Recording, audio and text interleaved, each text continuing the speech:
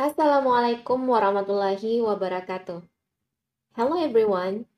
Kali ini kita akan belajar tentang bagaimana cara menemukan uji diskriminasi atau daya beda soal pilihan ganda melalui Microsoft Excel.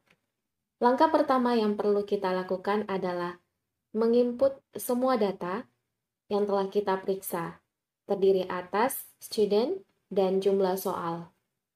Di sini kita akan mencari uji diskriminasi daya beda soal pilihan ganda untuk 15 peserta tes dan jumlah soal ada 10. Sekarang, mari kita cari total jumlah benar dari 10 soal yang dikerjakan oleh student 1. Peserta tes pertama. Tekan sama dengan ketik sum.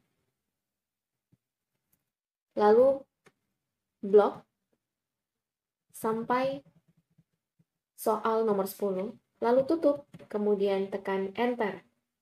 Selanjutnya, kita drag, tarik turun, sampai student 15, peserta tes 15. Ini adalah total dari jumlah benar untuk 15 peserta tes. Kemudian kita akan mengaktifkan tabel ini supaya kita mudah meranking dari siswa yang memiliki skor tertinggi sampai siswa yang memiliki skor terendah. Caranya kita blok semua tabel ini. Lalu teman-teman silakan klik insert, kemudian klik table. Langsung saja kalian klik OK. Sekarang kita akan meranking dengan cara klik total, kemudian kalian temukan di sini ada tanda panah. Klik.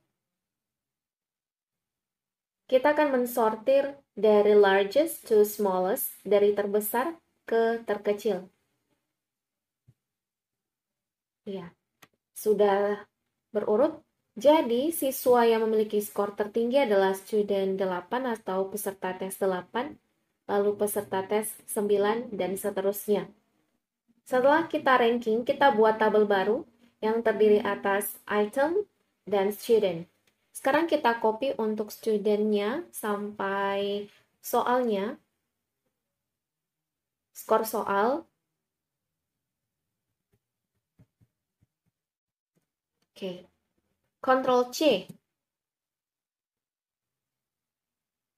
Kemudian, perhatikan dengan baik-baik bawa kursornya di samping item ini, baris kedua kolom 2.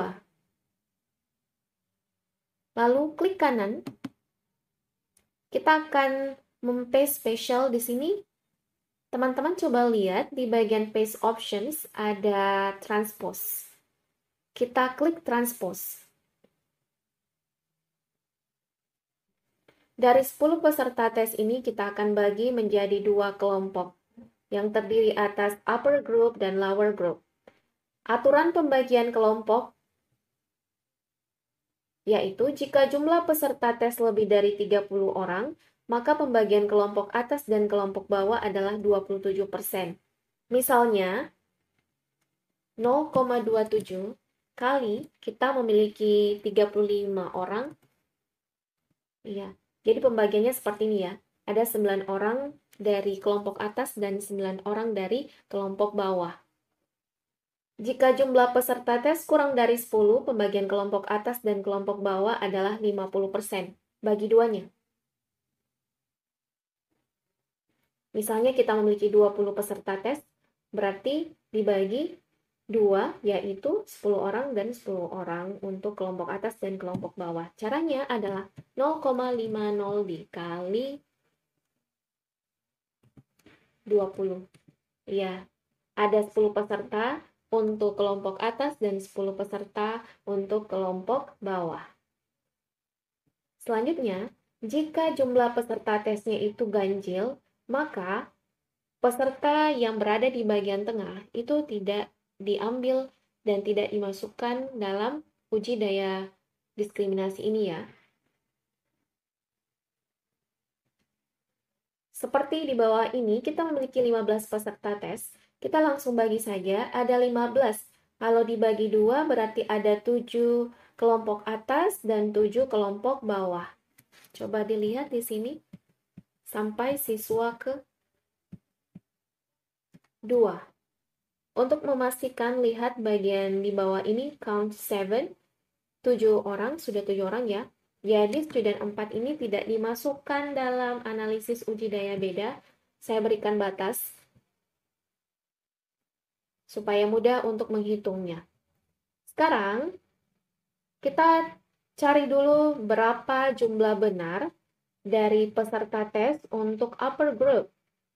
Caranya, tekan sama dengan ketik sum, klik 2 kali. Seleksi untuk peserta tes 8 sampai peserta tes 2. Lalu tutup kurung.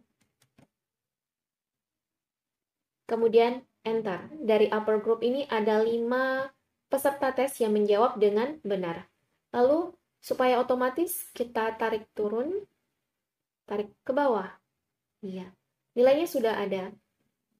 Lalu kita mencari berapa jumlah benar untuk nomor 1 pada kelompok bawah atau lower group. Tekan sama dengan ketik sum, lalu blok peserta tes 7 sampai peserta tes 5. Tutup, tekan enter. Kemudian drag ke bawah.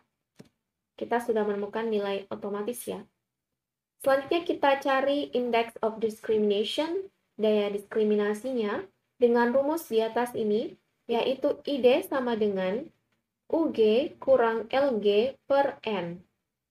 ID adalah daya pembeda, N 1/2 atau setengah dari jumlah peserta tes kedua kelompok, UG jumlah kelompok atas yang menjawab benar, itu atau upper group, LG lower group, jumlah kelompok atas yang menjawab benar. Tekan sama dengan, buka kurung, klik 5, kurang, klik 5 pada lower group, tutup, tekan per pada keyboard, kemudian bagi dengan 7 orang. Ada 14 orang yang ikut pada analisis daya pembeda ini, jadi 14 bagi 2 sama dengan 7. Enter. Lalu drag ke bawah. Tekan sama dengan klik if 2 kali. Saya bawa kursornya di atas ini supaya rumusnya mudah untuk diketik. Klik 0 sebagai indeks diskriminasi pada soal pertama. Tekan pada keyboard lebih besar sama dengan, pada klasifikasi ini dimulai dari 0,71, titik koma, lalu tanda petik sangat kuat. Tanda petik lagi, kemudian titik koma, if, langsung saja saya ketik S23.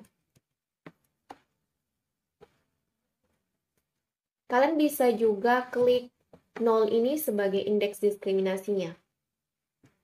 Lebih besar sama dengan 0,41, titik koma, tanda petik, baik,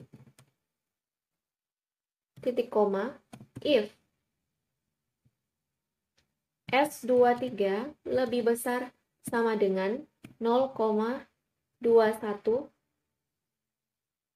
titik koma, sedang. Tanda petik lagi, titik koma, if S23 lebih besar sama dengan 0. Titik koma, kriterianya adalah lemah. Ingat tanda petiknya. Titik koma lagi, sangat lemah. Sangat lemah ini ditujukan untuk nilai minus. Tutup kurung sebanyak 4 kali.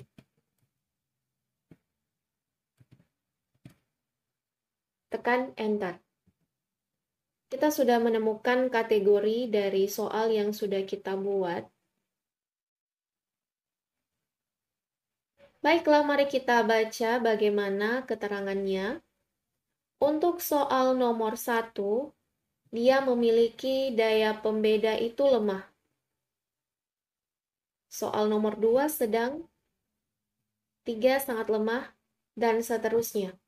Untuk soal yang dapat kita terima, apabila soal itu memiliki kategori baik, sangat kuat. Kategori soal yang memiliki daya pembeda baik ini, dia diterima dan diperbaiki. Untuk kategori soal yang sangat kuat, ini langsung diterima.